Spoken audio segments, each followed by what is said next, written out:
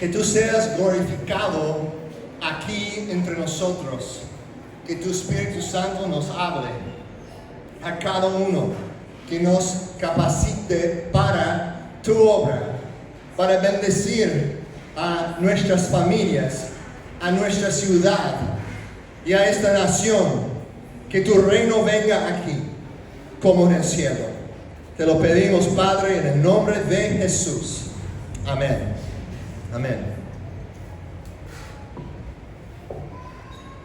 Bueno, el domingo pasado estuvimos viendo, basado en Génesis 1 y 2, sobre el matrimonio bíblico.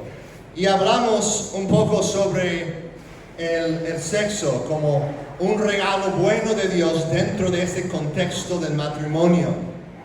Y entonces quería hoy profundizar un poco más en ese tema, porque estuvimos hablando de muchos aspectos del matrimonio, no solamente de la sexualidad, pero entonces no tuvimos tiempo para entrar en algunas otras cosas también muy relevantes, muy importantes para nosotros. Así que como resumen, vimos específicamente sobre el sexo, que es un buen regalo de Dios para ser disfrutado en el contexto del matrimonio de pacto entre un hombre y una mujer.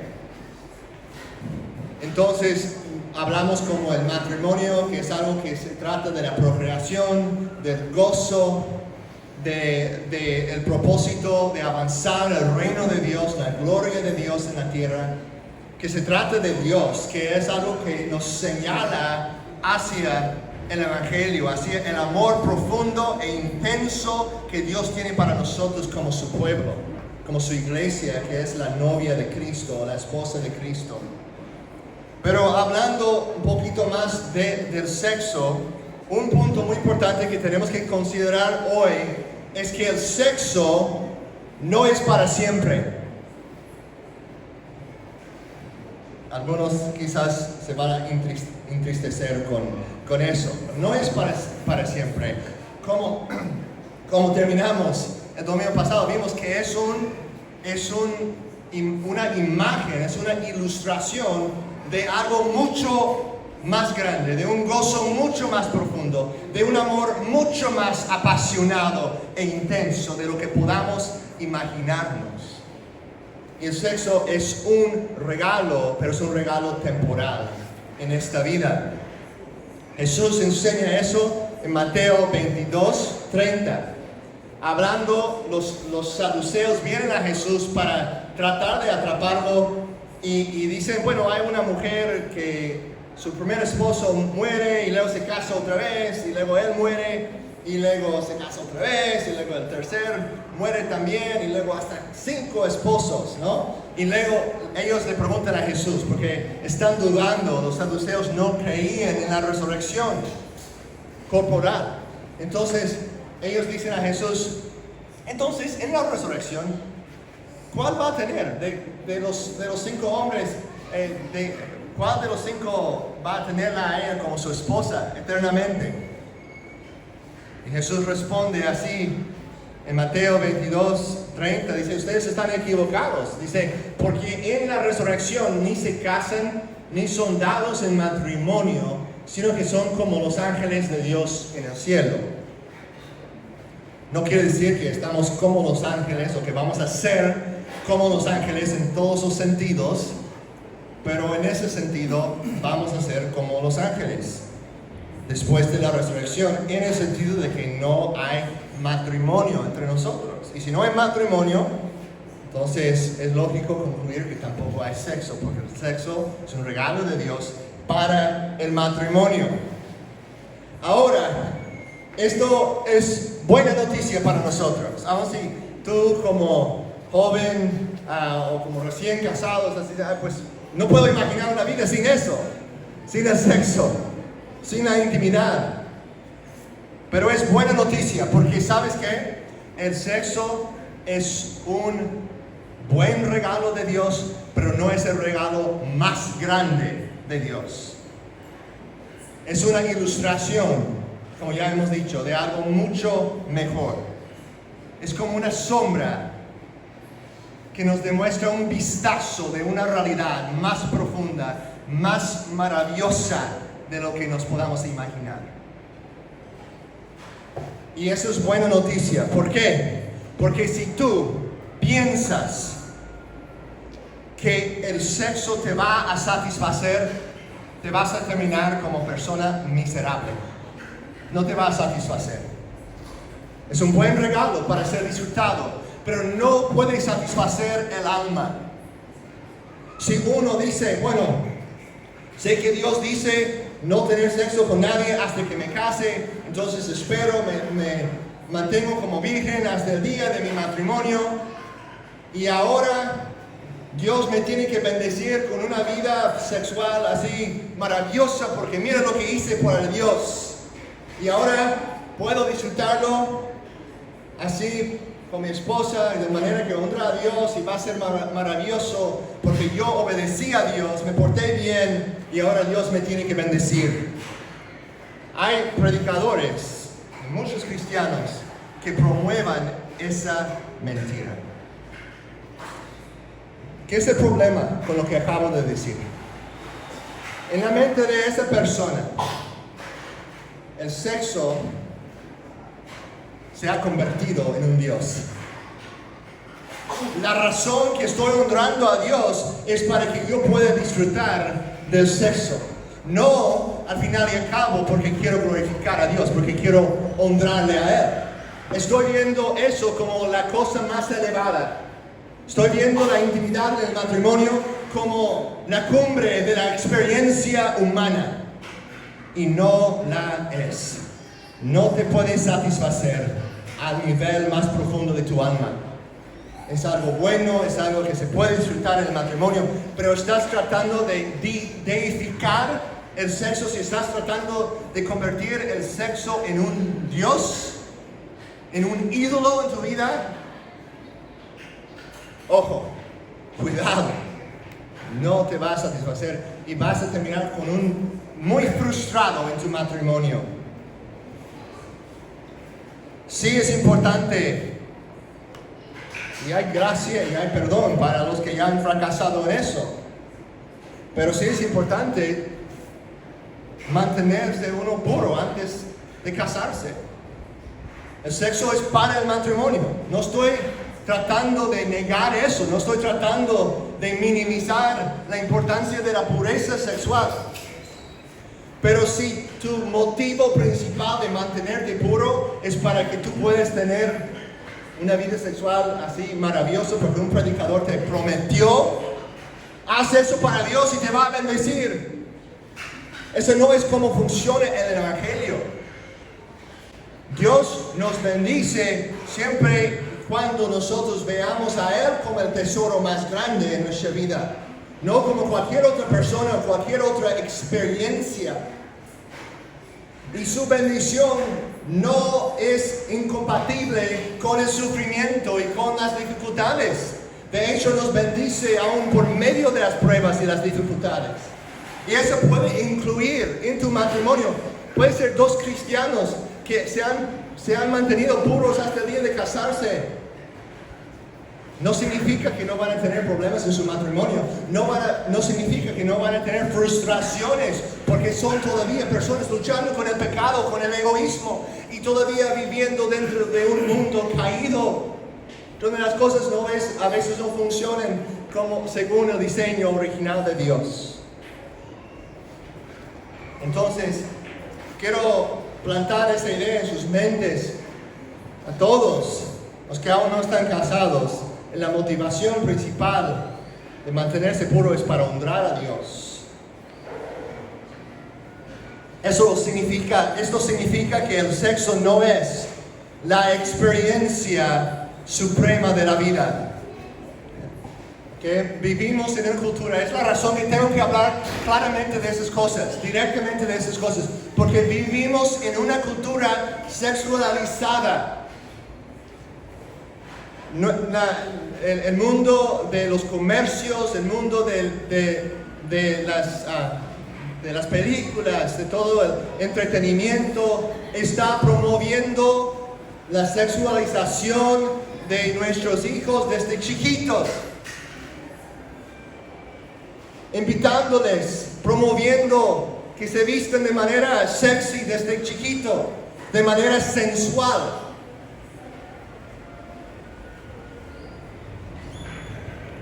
Vivimos en una cultura que promueve eso como la punta más o el punto más elevado de la experiencia humana. En otras palabras, la mentira del mundo hoy en día es: si tú permaneces como virgen por toda tu vida, eres un fracaso.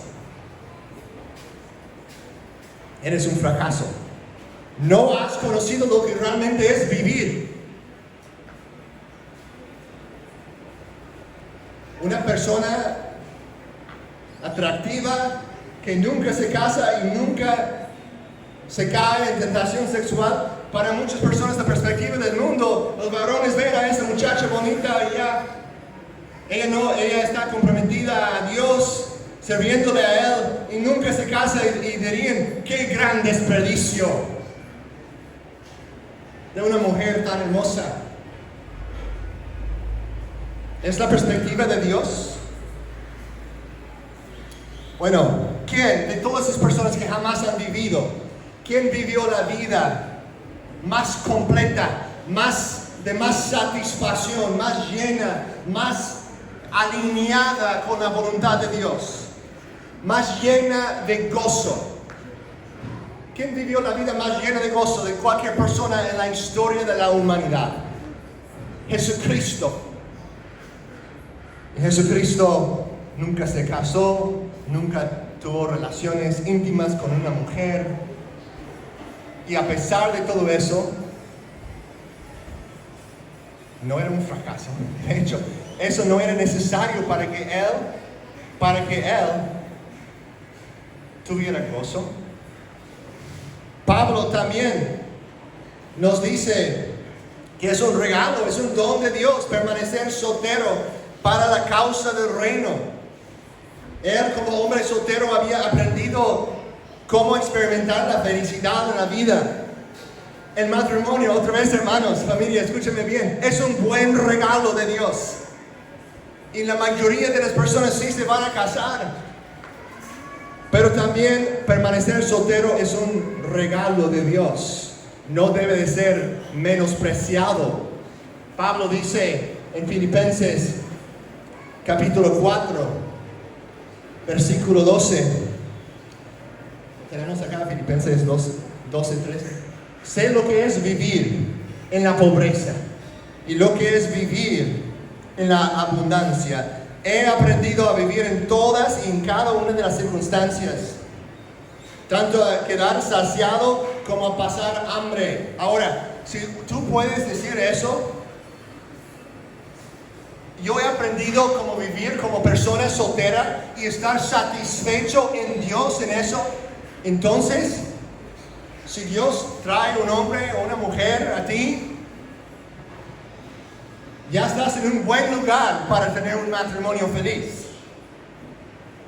Porque ya has determinado en tu mente, en tu corazón, que tu felicidad no depende de un día casarte.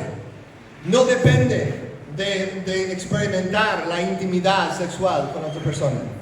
Que tu felicidad, tu gozo, tu satisfacción depende de Dios. No quieres casarte con una persona que no entiende eso. Te va a hacer miserable, porque va a estar buscando a ti para satisfacer sus deseos más profundos, y tú no lo puedes aguantar. No puedes soportar ese tipo de presión de parte de otra persona que te está tratando como si fueras un dios o una diosa. Eso es algo miserable. Algo muy, muy difícil para soportar. Te quieres casar, si Dios te llama a casarse, te quieres casar con una persona que está viendo a Dios como su tesoro más grande y no a ti. Si Él te dice: te amo más que cualquier otra cosa, tienes un problema. A lo mejor no está pensando, pero debe pensarlo. porque debe amar más a Dios que a ti. Bueno, Pablo dice al final aquí, todo lo puedo en Cristo que me fortalece. Nuestro gozo, nuestra satisfacción, nuestro sentido de bienestar tiene que depender en última instancia en Cristo. Sí es cierto que Dios nos bendice por medio de las relaciones y amistades con otras personas, pero en última instancia tenemos que depender en Cristo. Y aun si todas esas personas nos abandonan, si todos mueren, si todos nos fracasan, si nuestra dependencia está en Cristo, podemos seguir adelante diciendo, todo lo puedo en Él que me fortalece. Cristo es mi vida. En 1 Corintios 7, Pablo habla de la vida soltera como un regalo de Dios, como un don. No a todos. No todos tienen ese privilegio, pero a los que lo tienen es un llamado especial y no debemos menospreciarlo dentro de la iglesia de Cristo. No debemos enseñar jamás de que si una persona escoge no casarse porque quiere dedicarse de manera más completa a Dios, que esa persona esté perdiendo algo. Sí está sacrificando algo, porque el sexo sí es un buen regalo, pero está sacrificando un buen regalo, en este caso, por un tesoro mayor, que es el servicio a Cristo y el gozo en su presencia. Y no quiero decir con eso que los matrimonios no pueden experimentar ese gozo en Cristo también, pero Dios obra en la vida de cada uno conforme a como Él los ha diseñado, a como Él los ha llamado, y Él es un Salvador fiel. Bueno, hablando de esas cosas, hablando de la sexualidad, del matrimonio, eso nos lleva hacia otro tema muy polémico en el día de hoy, pero tenemos que hablar de eso, y es la homosexualidad.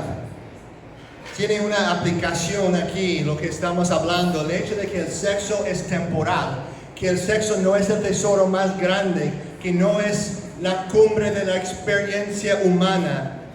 También tiene una aplicación muy importante para aquellas personas que luchan con deseos sexuales hacia personas de su mismo sexo.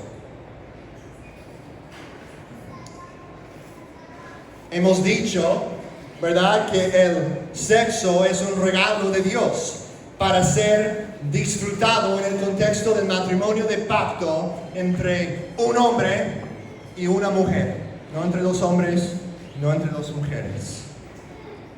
La Biblia enseña eso claramente en pasajes como Romanos 1 y varios otros. El matrimonio ha sido diseñado de Dios para un hombre y una mujer. Es el único contexto en que el sexo glorifica a Dios, que agrada a Dios, que señala a Dios, a su gloria, a su evangelio.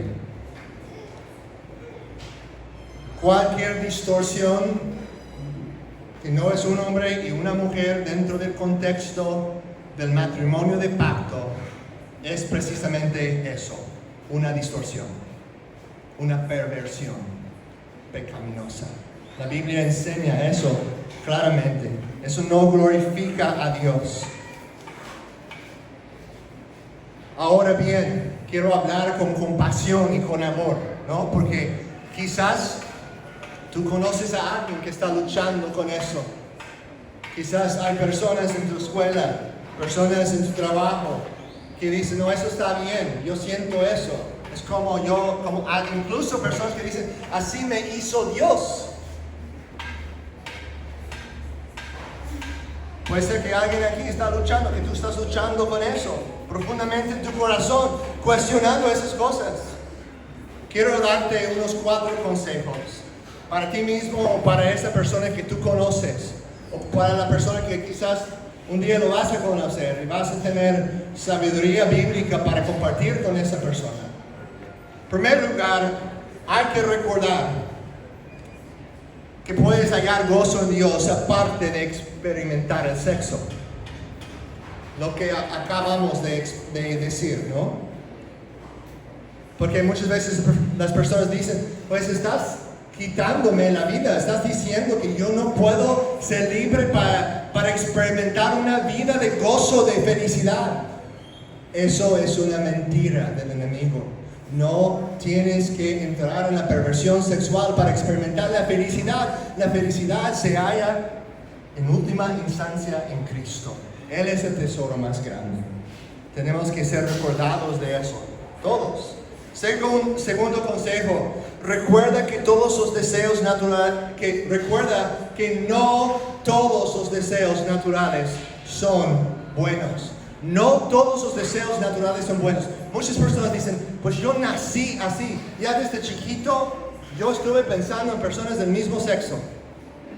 Ya toda mi vida, aunque mis papás y otras personas me decían lo contrario, yo sentía eso y no lo puedo cambiar, así soy.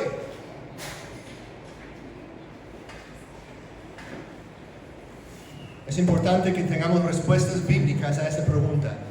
Nosotros vivimos y no es suficiente decir, pues no, realmente no sirve discutir con la persona, decir, pues no naciste así. Eso solo vas a entrar en una discusión vana. La realidad es que vivimos en un mundo caído y todos nacemos con ciertos deseos que no son tan buenos. Por ejemplo, tenemos la tendencia, la proclividad. Así algunos tienen la debilidad más hacia el alcohol y las drogas. No es un pretexto para andar en esas cosas, pero es una debilidad que quizás también tienes en tus genes. No es una excusa, pero es una realidad de vivir en un mundo caído. Yo, como hombre, a veces siento atracción a mujeres que no son mi esposa.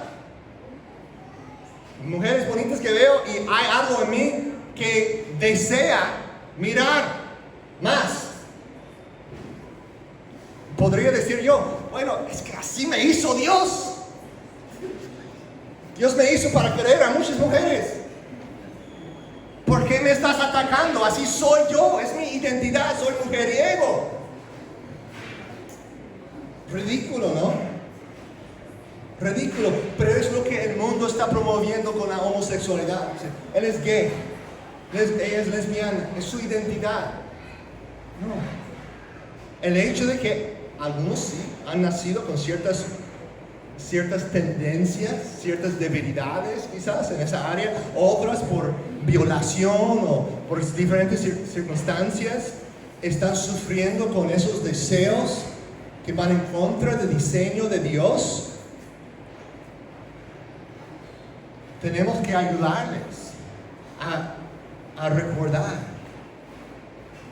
que los deseos naturales, las tendencias naturales que tenemos, no son un pretexto de desobedecer a Dios. No necesariamente son buenos, porque vivimos en un mundo donde toda nuestra naturaleza ha sido corrompida por el pecado, ha sido contaminada por el pecado, y ese pecado se manifiesta en diferentes maneras, en diferentes formas, diferentes perversiones sexuales, ¿no? Obviamente no es la homosexualidad para muchas personas, pero son otras distorsiones. Yo no puedo decir, pues así nací, que tengo atracción a muchas mujeres, así que es un pretexto para ser infiel a mi esposa. No, tengo que morir a esos deseos, tengo que dar muerte a esos deseos naturales por el poder del Espíritu y pedir a Dios que me ayude a ser fiel a una sola mujer, a mi esposa, a la mujer de mi juventud, y que me cuide de esas tentaciones y no abrazarlas como si fueran una corona de orgullo. Es el movimiento de pride, de orgullo, ¿no? Estamos jactándonos de nuestro pecado. No debemos apoyar eso, pero podemos hablar con amor, con compasión, porque hay personas que realmente están sufriendo, unas personas por causa del pecado y la perversión de otras personas, ahora está luchando con esos deseos, no porque nacieron ni con esas tendencias, sino porque otra persona los abusó y ahora están sufriendo con eso. Y debemos hablar con amor y gentileza, pero con la verdad. Porque la verdad nos hará, ¿qué? Libres. La verdad nos hará libres. Tercer consejo. Busca buenas amistades cristianas que te puedan animar. A veces en la iglesia, tristemente, por condenar tanto este pecado. Y sí, es un pecado que sí, se condena a uno. Y es una distorsión en ciertas maneras más profunda que otras distorsiones. Pero al final y al cabo, es un pecado que nos separa de Dios.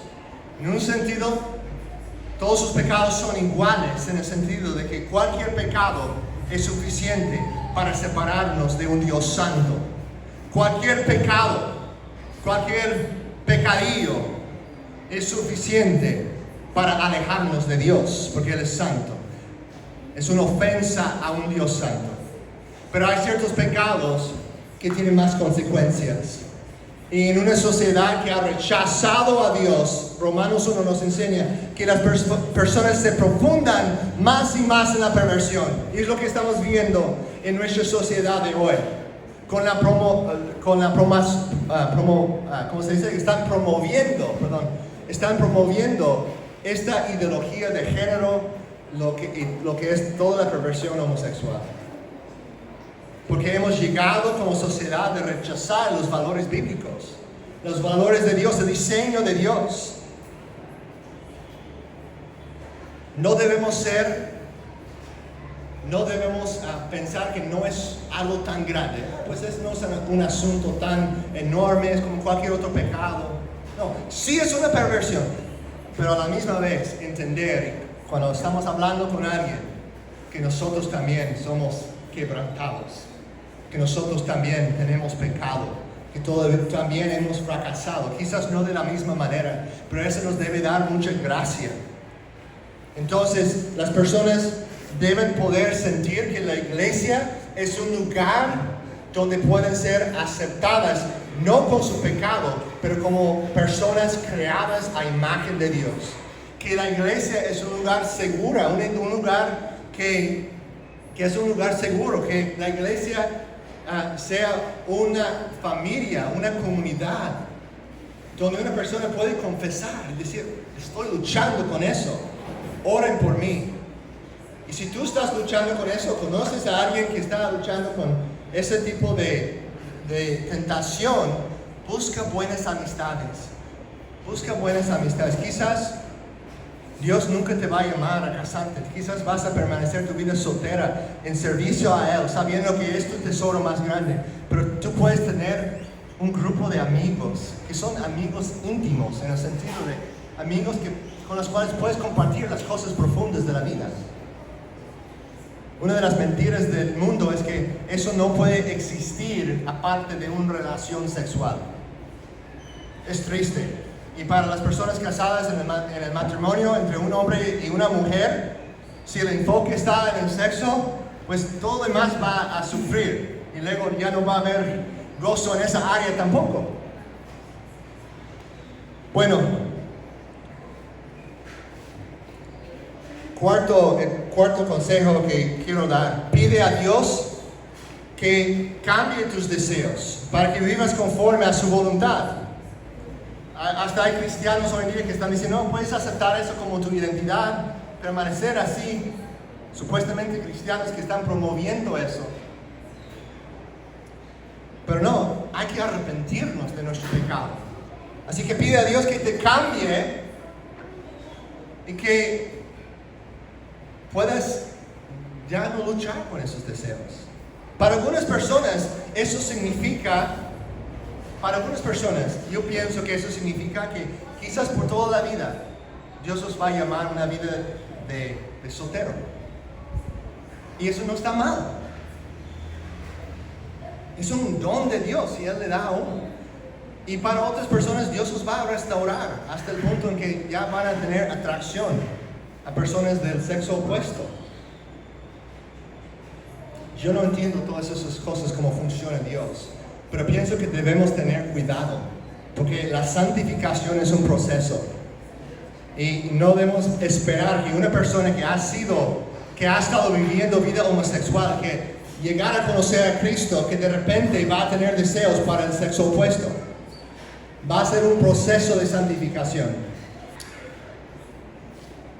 En realidad, hermanos, todos nosotros necesitamos arrepentirnos. Los que son más grandes, ya adolescentes y mayor, puedo decir, pienso con confianza que todos tenemos pecados sexuales de los cuales debemos arrepentirnos. Es decir, ya no buscar nuestra felicidad en esas cosas y volver a ver el Dios verdadero y hallar gozo en Él, sirviéndole a Él, esperando en Él. Y si es su voluntad que un día disfrutemos del placer sexual dentro del contexto del matrimonio, que así sea. Pero que nosotros tengamos la actitud de Dios, en el momento en que si estoy soltero, ayúdame a permanecer puro, enfocado en ti, hasta el día que tú me indiques otra cosa. Y para los que están casados, también hay pecado sexual de lo cual necesitamos arrepentir. Que de la pornografía, que está ya en todos lados en nuestra sociedad. Hombres, eso estorba tu matrimonio, la intimidad con tu esposa. Jóvenes, aléjense de eso. La Biblia dice, huye de la tentación sexual. Hay que huir de esas cosas. Parte del proceso de huir, ¿qué significa? También confesar a otros, decir, ayúdame, ora por mí, estoy luchando con eso, ayúdame a salir de esa tentación, de esa adicción que tengo. Esas cosas traen mucha tristeza al matrimonio.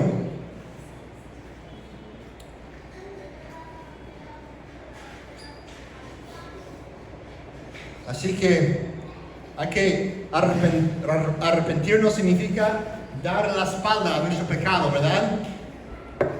Y mirar hacia Cristo, aquel que nos puede satisfacer. Nota lo que dice aquí en 1 Corintios. Quiero enfatizar eso, porque quiero decir que hay perdón en Cristo para de todos nuestros pecados. Hay perdón en Cristo de todos nuestros pecados, incluyendo los pecados sexuales.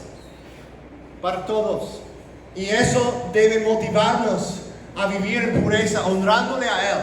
No motivarnos si realmente entendemos su perdón. No lo vamos a ver como un pretexto de seguir en el pecado, sino como una motivación de dejarlo atrás, de dar la espada a ese pecado.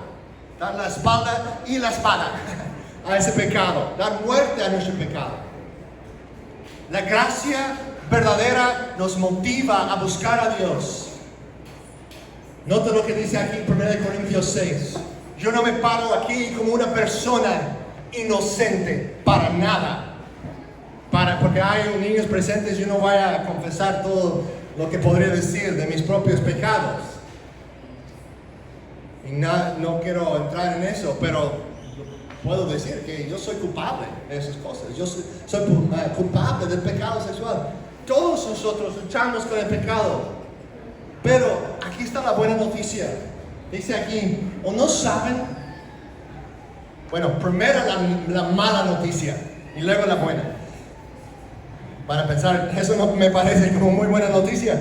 Dice, ¿o no saben que los injustos no heredarán el reino de Dios?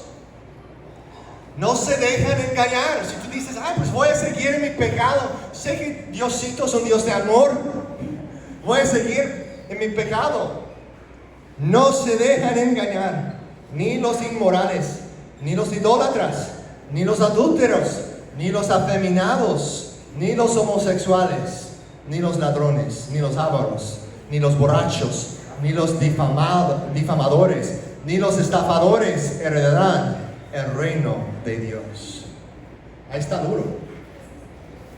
Creo que todos nosotros podemos incluirnos allá en por lo menos uno de esos pecados.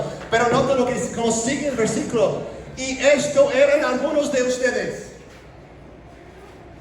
Muchos de nosotros. Pero fueron lavados. Fueron santificados. Pero fueron justificados en el nombre del Señor Jesucristo y en el Espíritu de nuestro Dios. Nuestra identidad, si tenemos fe en Cristo, no se halla en el pecado. Muchas personas que luchan con la homosexualidad piensan que los estamos atacando cuando decimos que la práctica de la homosexualidad es un pecado. Pero tenemos que ayudarles a ver que el mundo les ha hecho mentira, que el mundo les ha engañado a pensar que su identidad se encuentra en su pecado. Nuestra identidad no se encuentra en nuestra sexualidad o en nuestra sexualidad pervertida. Nuestra identidad se encuentra ¿dónde? En Cristo. Nuestro valor, nuestra dignidad viene de Él. Yo no tengo que decir, ay, pues soy un borracho, soy un drogadicto. No, ya no eres. A lo mejor todavía luchas con eso, pero esa no es tu identidad. Tú eres un hijo de Dios, amado, perdonado, acepto en Cristo. Y lo mismo es cierto para cualquier otro pecado. No debes decir, pues yo soy un cristiano gay, yo soy un cristiano homosexual porque he luchado con eso. No, tú eres un hijo, si tu fe está en Cristo, ese pecado, déjalo atrás y recuerda que tu identidad está en Cristo. Tú eres hijo amado, eso es lo que te define. No que perteneces a un grupo de personas que se identifican como gay, como lesbiana, no. Tu identidad está en Cristo.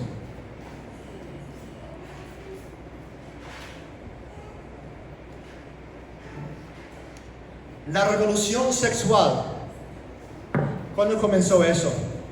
Pues tiene raíces que ya van muchos años atrás, pero realmente el punto de inflexión fue en los 1960s,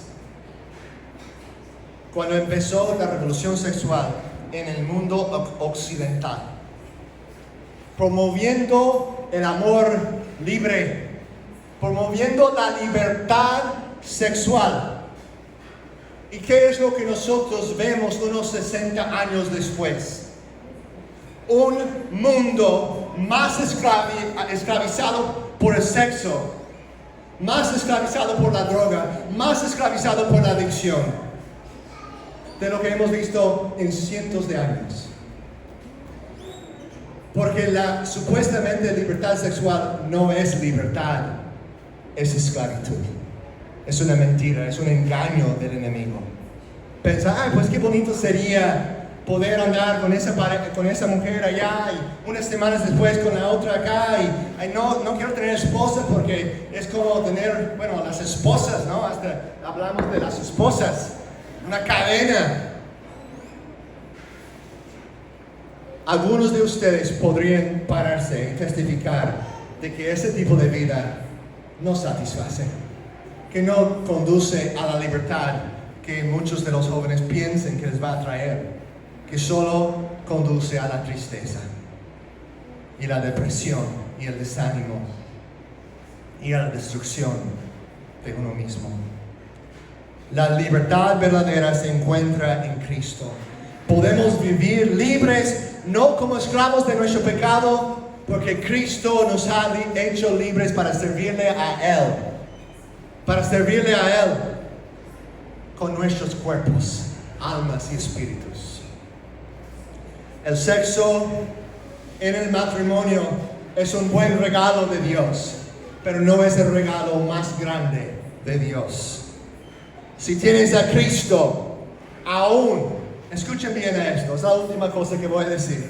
Si tú, hermano y hermana, amigo, amiga, si tú tienes a Cristo, aún si no tienes nada más, tienes a todo lo que necesitas. Eres el tesoro más grande, el único que puede satisfacer, el único que puede salvar, el único que puede darnos libertad verdadera. Gracias, Padre, por tu verdad. Gracias por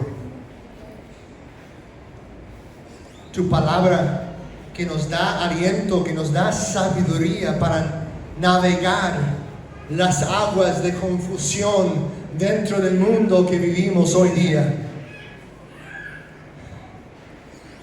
Gracias, Padre, que tu palabra es como una luz, es como un faro que nos dirija, que nos quita la oscuridad. Ayúdanos, Padre, por tu Espíritu. Ayuda a cada joven, cada adulto, cada niño, a cada uno de nosotros acá a someternos a tu palabra. Perdónanos por nuestros pecados. No queremos andar más en ellos. Queremos huir de la tentación sexual. Queremos buscarte a ti, aferrarnos a la cruz de Cristo, donde hay perdón, donde hay libertad, donde hay gracia. Y que seamos motivados por esa gracia, motivados por un amor genuino del corazón. Oh Espíritu Santo, te pido que produzcas eso en cada uno de nosotros esta mañana. Para tu gloria y la gloria de Cristo Jesús te lo pedimos, Padre. Amén.